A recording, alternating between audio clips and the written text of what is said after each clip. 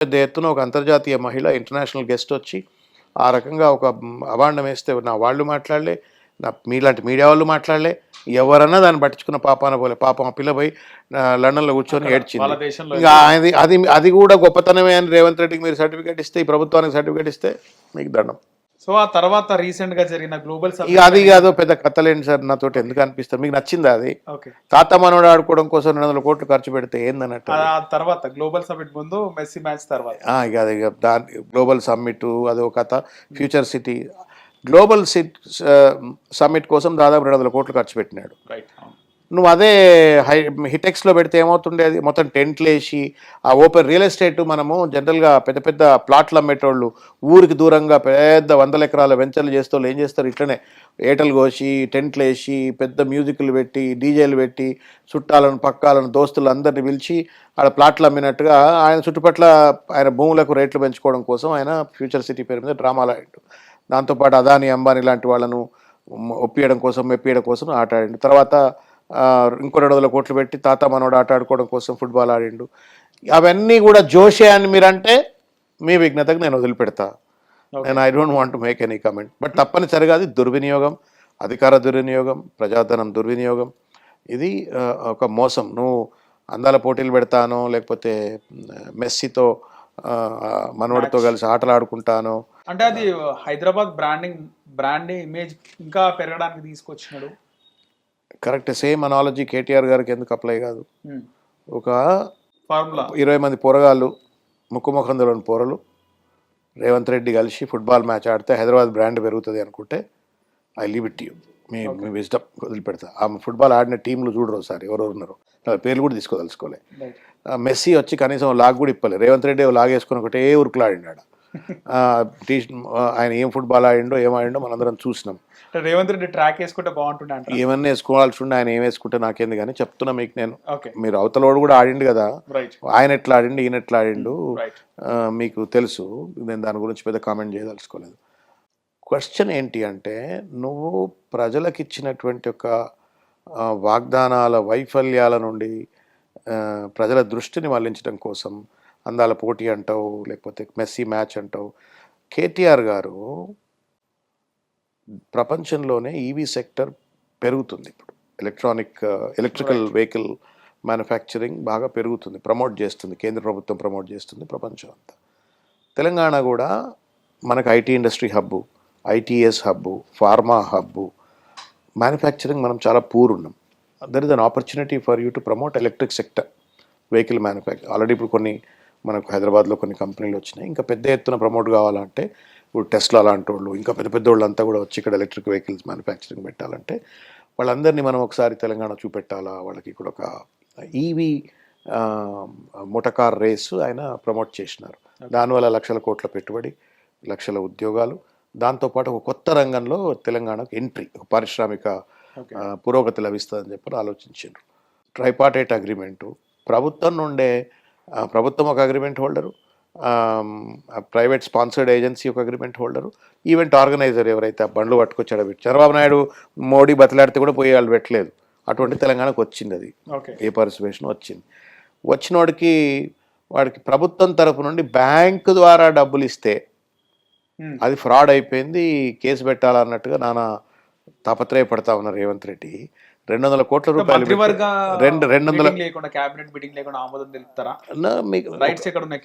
మీరు మీకు మళ్ళీ పూర్తిగా మీకు తాతకు దగ్గులు నేర్పినట్టు నేర్పాలి నేను మీకు. That event was approved by the cabinet. ఇది ఎక్స్టెన్షన్. అది నేను దాని గురించి చర్చ అయిపోయింది, ఏం పీకేది దాని మీద. వాళ్ళు అయ్యి ఉంటే ఈ పాటికే కేటీఆర్ గారు అరెస్ట్ చేతురాళ్ళు. ఒకవేళ నిజంగానే అది తప్పు అయి ఉన్నట్టయితే కేటీఆర్ గారిని అరెస్ట్ చేసి ఉండేవాళ్ళు.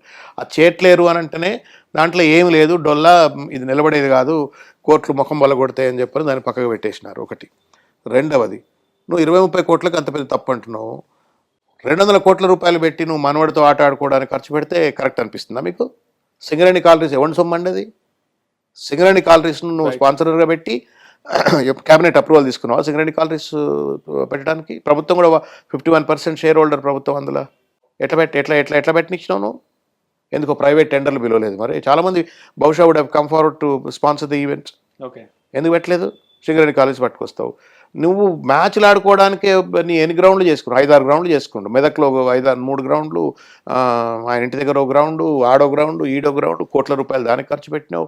ఆ ఫుట్బాల్ గ్రౌండ్ను ఎల్బీ స్టేడియం, సార్ ఉప్పల్ స్టేడియంను క్రికెట్ స్టేడియంను ఫుట్బాల్ స్టేడియం మార్చేసినావు. 200 కోట్ల రూపాయలు. ఎవరు సొమ్మండి అది? మీరు మీడియా వాళ్ళు అడగరా? మీరు ఎంతసేపు కేటీఆర్ ఈవీ రేసు లేకపోతే అది ఇదే అంటారు, ఇది అడగరా? ఎక్కడ మీడియా అండి తెలంగాణలో? నాకు కూడా అర్థం కావట్లేదు. ఏ ప్రశ్న అడగా? దానికి తోడు ఆ పార్వతిరెడ్డి అట ఎవరో కొత్తగా నేను ఇవాళ చూసిన పార్వతిరెడ్డి అట, ఆమె అట ఇప్పుడు ఫోటో దింపిస్తే 10 లక్షలు అని చెప్పినదట, పైసలు తీసుకుందట, ఆ పైసలు వాపస్ ఇస్తలేదట అని ఇవాళ చూసిన. ఏదో డయల్ న్యూస్ ఏల్ న్యూస్ ఏదో చూసిన. ఇవన్నీ మరి ఇవి అడగాలి కదా మీరు. అది వదిలిపెట్టి మీరు పాపం ఆ కేటీఆర్ చుట్టూ ఆయన హైదరాబాద్ బ్రాండ్ పెంచినోడు, IT employment, IT exports, IT investments పెంచిన ఆయన చుట్టుబడి ఆయన మీద పడి రేవంత్ ఏడుస్తుంటే దానికి బాజా కొట్టేటట్టుగా మీడియా వాళ్ళు వ్యవహరిస్తూ ఉన్నారు. దురదృష్టం. రైట్. సో ప్రజెంట్ సర్పంచ్ ఎన్నికలకు సంబంధించి ఏమంటారు? సర్పంచ్ ఎన్నికల రిజల్ట్ చూసి. సర్పంచ్ ఎన్నికలు వాస్తవంగా ఎట్లుంటాయంటే ఇప్పుడు మీరు కూడా మీరు మల్కాజీర్ అనుకుంటా కదా, మీకు ఆ పల్లెటూరులు కాదు కాబట్టి మీకు తెలియదు. కానీ కార్పొరేటర్స్ జనరల్గా స్థానిక సంస్థల ఎన్నికలు, ముఖ్యంగా ఈ గ్రామ సర్పంచ్ ఎన్నికలు కొంత రూలింగ్ పార్టీకి ఫేవరబుల్ ఉంటాయి, ఏ ప్రభుత్వం అయినా సరే. అది మీరు అందుకే కాంగ్రెస్ కూడా 10 ఏళ్ళు బీఆర్ఎస్ అధికారంలో ఉన్నప్పుడు ఎప్పుడు కూడా గ్రామ పంచాయతీ పెద్దగా లేవలేదు, గెలవలేదు. మీకు అసెంబ్లీ ఎలక్షన్స్ పక్కన పెడితే ఈవెన్ గ్రామ పంచాయతీ ఎన్నికలు ఇక్కడ గెలిచిన దాఖలాలు కనబడవు. సో అది ఉంటుంది. 90%కి ఎక్కువ గెలిచి ఉండాల్సి ఉండే. రేవంత్ రెడ్డి గారు నిజంగానే రైజింగ్ అయితే, తెలంగాణ రైజింగ్ అయితే, రేవంత్ రైజింగ్ అయితే, ప్రభుత్వం నిజంగానే కనుక బాగా పనిచేస్తే, ప్రజలు కనుక విశ్వాసం ప్రకటించి ఉన్నట్టయితే ఆయన 90%కి ఎక్కువ గెలవాలి. ఏకగ్రీవంగా అదిరించి, బెదిరించి, బ్లాక్మెయిల్ చేసి, డబ్బులు వంచి, పోలీసును వాడుకొని, రెవెన్యూ అధికారులను వాడుకొని, ప్రభుత్వ యంత్రాంగాన్ని అంతా వాడుకుంటేనే వాళ్ళు 50% కూడా రాలేదంటే it's actually a defeat for the moral defeat. If not a physical defeat, is moral defeat. And on the contrary BRS strong పర్ఫామ్గా చేసింది. పెద్ద కేసీఆర్ పట్టించుకోలే, కేటీఆర్ పట్టించుకోలే, హరీష్ రావు గారు పట్టించుకోలే, ఎవరి నియోజకవర్గాలను వాళ్ళు ఏదో వాళ్ళకి దోచిన విధంగా పట్టించుకుని ఆర్గనైజ్డ్గా పార్టీ సెంట్రలైజ్డ్గా దాన్ని మానిటర్ చేయాలి. అయినప్పటికీ కూడా వెరీ సక్సెస్ఫుల్ పర్ఫార్మెన్స్.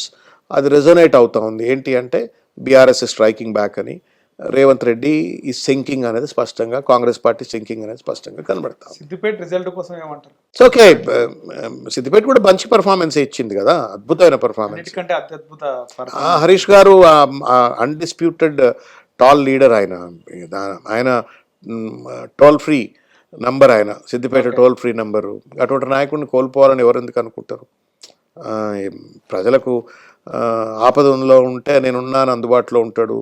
ఇప్పుడు మీరు ఫోన్ చేసి వదిలిపెడితే ఫోన్ ఎత్తకపోతే మళ్ళీ రాత్రి కన్నా ఫోన్ చేసి మాట్లాడతాడు, రిటర్న్ చేస్తాడు. మీరు మెసేజ్ పెడితే మళ్ళీ మెసేజ్ రిప్లై ఇస్తాడు, ఏదో రాత్రి ఇస్తాడు. మళ్ళీ అటువంటి నాయకుడిని ఎందుకు వదులుకుంటారు ప్రజలు?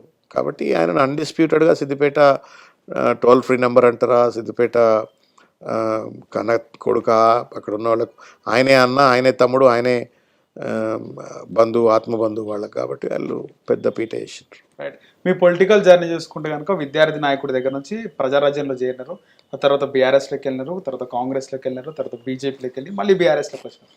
కానీ మీరు మాటలు మిమ్మల్ని ఫాలో అవుతుంటే ఏమనిపిస్తుంది? మీరు కేసీఆర్ గారిని చాలా అభిమానిస్తారు అనేది ఒకటి అర్థమవుతుంది. ఆయన అంటే undoubtedly is a great leader. నేను పిఆర్పీలో ఉన్నప్పుడు కూడా, అంటే అప్పుడే కొత్తగా పాలిటిక్స్లో ఎంటర్ అయినాను కదా, పార్టీ మొత్తం ఆగమైపోయింది టీఆర్ఎస్ అప్పుడు అని అనుకుంటున్నటువంటి ఒక పరిస్థితి. పార్టీ ఆఫీస్ను హస్తగతం చేసుకోవాలని చెప్పని పార్టీ ఆఫీస్ మీద దాడులు చేసిన పరిస్థితి చూసినాం. తర్వాత సూసైడ్ కూడా అటెంప్ట్ చేసినారని కూడా ఎవరు బై ఎలక్షన్స్ అంటే ఈటెల రాజేందర్ వాళ్ళు ఓడిపోయినప్పుడు. నన్ను ఆయనే అది కాదులే కానీ, కాకపోతే పార్టీ బాగా అధోగతి పాలైపోయింది, అతలాకుతలం అయిపోయింది. అసలు పార్టీ ఉంటుందా ఉండదా అనుకున్నటువంటి ఒక పరిస్థితి. ఆ పరిస్థితిలో ఒక ఫీనిక్స్ బర్డ్ లెక్క పార్టీని ఆయన రీబిల్డ్ చేసుకుంటూ వచ్చినాడు. ఒక్కొక్క మాట ఒక తూటా లెక్క తెలంగాణ ఉద్యమాన్ని రేకెత్తింపజేసినాడు, పార్టీని కాపాడుకున్నాడు. పిల్లల కోడి ఎట్లయితే రెక్కల కింద పిల్లలను పెట్టుకొని తాను కాపాడుకుంటూ పిల్లలను కాపాడుతూ అట్లా పార్టీని కాపాడిండు ఆయన. తర్వాత నిరంతరము తెలంగాణ సోయే తప్ప వేరే లేనటువంటి ఒక నాయకుడు. ఆయనతో మీరు ఒక 10 గంటలు కూర్చుంటే 10 గంటల సేపు మీరు ఒక్క నిమిషం కూడా వేరే అంశం మాట్లాడాడు. ఆయన రాజకీయం అన్నా మాట్లాడతాడు, లేకపోతే తెలంగాణకు సంబంధించినటువంటి ఒక అభివృద్ధి పథకాల గురించో, ప్రజలకు సంబంధించిన అంశాలు, భవిష్యత్ తరాలకు ఏం చేయాలన్న విషయాలే మాట్లాడతాడు. కాబట్టి is undoubtedly a great leader. అటువంటి ఆయన దగ్గర పనిచేయటం అదృష్టం అనుకుంటా. నాకు ఆ ఇన్స్పిరేషన్ తోటే నేను తెలంగాణ ఉద్యమంలో ఆయన నాయకత్వంలో పనిచేసినాను. సరే, ఐ మీన్ మనం అందరము ఎట్లుండే ఆయన నాయకత్వం, ఎట్లుండే ఆయన అప్పుడు పనిచేసేటప్పుడు? Is a great leader. అంటే డివోషన్, డెడికేషన్, కన్విక్షన్, కమిట్మెంట్ ఆయనకు మించినోడు ఎవడు లేడు. అంత గొప్ప నాయకుడిని మీరు ఎక్కడా చూడలేరు. ఇక ఆయన ఒక అంశాన్ని పట్టుకుంటే 15 గంటలు, 20 గంటలు, 30 గంటలు, 40 గంటలు, 5 రోజులు, 10 రోజులైనా ఒకదాని మీద చర్చ చేయగలుగుతాడు ఒకటే అన్డీవియేటెడ్గా. తర్వాత ఆయనకు తెలంగాణ సోయి, ఆయన అంటే నేను ఎప్పుడు అనుకుంటేవాడిని, హీ ఈట్స్ తెలంగాణ, ఈ బ్రీత్స్ తెలంగాణ. ఆయన నిద్రలో తెలంగాణే, లేస్తే తెలంగాణే, తింటే. ఆయన స్వంతంగా భార్యతోటో బంధువులతోటో భోజనాలు చేసిన దాఖలాలు కూడా ఉండవు. కార్యకర్తలతోటే భోజనం చేస్తారు. ఇవాళ కూడా అట్లే దగ్గర నాయకులతో, ఎవరో దగ్గర నాయకులు రోజుకోళ్ళు ఉంటారు, ఎవరో ఉంటారు, వాళ్ళతో తినుకుంటా మళ్ళీ అదే రాజకీయం, అదే తెలంగాణ, అదే ఆయన. అటువంటి నాయకుడు మీకు కనబడరు. అంత ప్రజాహితంగా ఉండే నాయకుడు ఎవరు కనబడరు. ఓకే, ఎక్కువగా ఆలోచించేది ఎవరు మీరు లేరు. నేను ఇంతమందితో పనిచేసా కదా, అంత ఇంటెన్స్ లీడర్ ఎవరు లేరు. అంత ఇమోషనల్, అంత ఇంటెన్స్, అంత విజన్ ఉన్న నాయకుడు తెలంగాణలో కాదు, దేశంలోనే తక్కువ కనబడతారు. ఇప్పుడు ఆయన ముఖ్యమంత్రి ఉన్నప్పుడు, ఆ తర్వాత ఆయన ఇప్పటి వరకు ఆయన తెచ్చిన పథకాల కోసం ఎప్పుడైనా ఆయనతో డైరెక్ట్ గా నేను అడిగా, అసలు మీరు ఇన్ని ఎట్లా ఆలోచించిండ్రు అని. నేను ఐ యూస్ టు థింక్, అడిగా. అంటే లాస్ట్ 1 yearలో గవర్నమెంట్లో ఆయన ఉన్నప్పుడు, ఆ లాస్ట్ 1 yearలో నేను అడిగిన, ఎట్లయింది మీకు పాసిబుల్ ఇది, ఇన్ని స్కీమ్స్ ఎట్లా మీరు అడిగా, ఎట్లా అంటున్నంటే, మన పని ఏంది, పొద్దున్న లేస్తే మరి మనకైనా వేరే వ్యాపకాలు ఉన్నాయా, మనం ప్రజల కోసం ఆలోచించాలి కాబట్టి. ఎవరన్నా కంటి వెలుగు పథకం అనే దేశంలో ఎవడన్నా ఆలోచించిండా? కంటి వెలుగు పథకం అని 1 కోటి మందికి స్క్రీనింగ్ చేయించిండు, యుద్ధం లెక్కనే. కలెక్టర్లను ఉరికిచ్చిండు, ఎంఆర్ఓలను ఉరికిచ్చిండు, ఎమ్మెల్యేలను ఉరికిచ్చిండు. 1 కోటి మందికి కళ్ళను స్క్రీన్ చేసి అద్దాలు ఇచ్చి పడేసినాడు. ఎవరన్నా డయాలిసిస్ సెంటర్లు పెట్టాలొచ్చని అనుకున్నారా? ఎవరన్నా ఇన్ఫెంట్ మోర్టాలిటీ రేట్ను తగ్గించాలి కాబట్టి మనము ఆ కడుపులో ఉన్నటువంటి ఆ పిల్లలను కాపాడాలంటే మనం గర్భవతి తల్లులకు కేసీఆర్ కిట్ ఇవ్వాలని చెప్పి అనుకున్నారు. ఎవరన్నా న్యూట్రిషన్ కిట్ ఇవ్వాలని ఇచ్చింది ఏముంటుంది? అవే ఖర్జూరు కావచ్చు, అదే ఐరన్ ఫుడ్ కావచ్చు, but thought, the very thought. తర్వాత ప్రభుత్వ ఆసుపత్రుల్లోనే డెలివరీ కావచ్చు అని పర్టికులర్గా ఈ లంబాడి తండలలో పేద వర్గాలు చేసుకుంటే డబ్బులు మళ్ళీ వాళ్ళు, మీరు ప్రభుత్వ ఆసుపత్రి రండి, అక్కడ మీరు డెలివరీ చేసుకుంటే మీకు డబ్బులు అని. తర్వాత ఆ పిల్లలను మంచిగా, ఇప్పుడు జనరల్గా బాగా గుర్తు, మన ఇళ్ళల్లో పిల్లలు పుడితే ఆ పాత చీరలన్నీ, పాత చెద్దర్లు, పాత చీరలు కుట్టి ఆ మెత్తగా ఎద్దురు.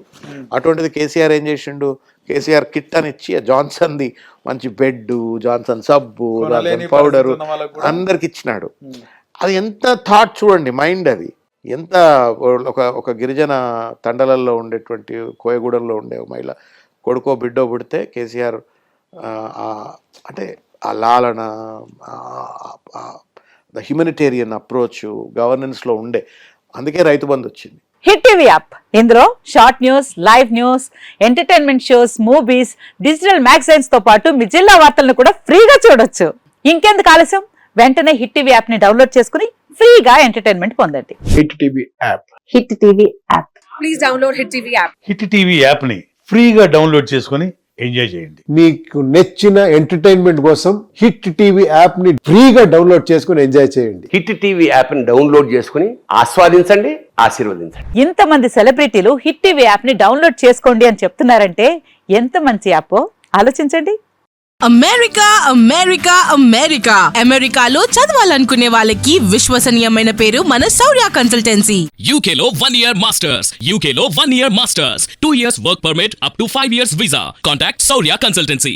Contact 89851 89851.